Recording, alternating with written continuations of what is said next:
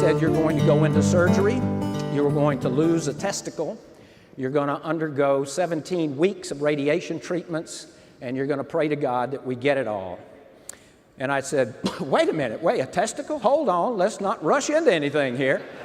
Because, you get more personally attached to some organs than others.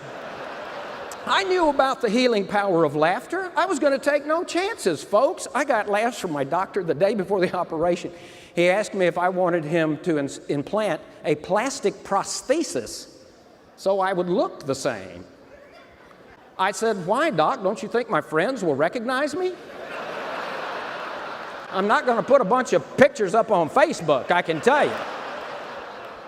I got laughs from my radiation mistress. I'm lying buck naked on this glass slab. She's drawing these Navajo rug designs on my nether parts, aiming this thermonuclear device at me, telling me it's perfectly safe. And then, of course, she puts on a lead vest and goes into a fallout shelter next door, The radiation is going to sterilize me. I knew that. But we'd already had all the kids we'd intended to have anyway, so I got the crop in before I lost the farm,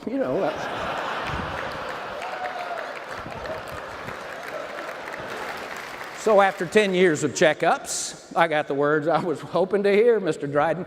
You're 100% clear and clean of cancer, and I can tell you right now that my attitude and sense of humor definitely helped blunt the sting of that ordeal, and who knows, it might have tipped the balance. It just might have. So positive attitude, sense of humor, always.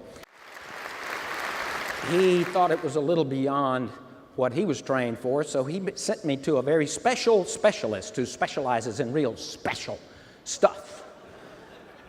And he said, Mr. Dryden, I don't know how to tell you this, but you're one of only 6 out of 1 million people in North America every year who get a malignant melanoma on the back of your eyeball. And I thought, well, lucky me. Wow. I said, gee, Doc, I'm not having any luck at all with these round organs. What's going on here? He said, that's pretty funny. I want you to come up with the best joke you can about this ordeal, but you are pretty lucky because only 10 years ago, the only thing we knew how to do was to pop that eye out. But now we have learned how to sew a radioactive button to the back of your eyeball and nuke that sucker from behind. I said, sew something to my eyeball? Oh, goody! You know how they get to the back of your eyeball to work on it? They deaden the muscles around your eye, and then they just pull it all the way around until they see what they want, which is gross, but very handy. It beats the hell out of this, folks. It is. I was awake for this.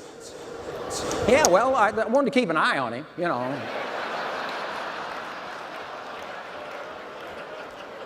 So I went home. I was radioactive man. I could glare at the dog and make her butt itch. I loved that. But anyway, came back. He said, where's my joke? And I tried a couple, and he thought they were kind of corny. So I said, gee, Doc, you got to give me a break because, as you know, by now I'm half blind and half nuts. So he ought to give me a little slack. Thank you for having me. And remember that falling on your face is still moving forward. Thank you.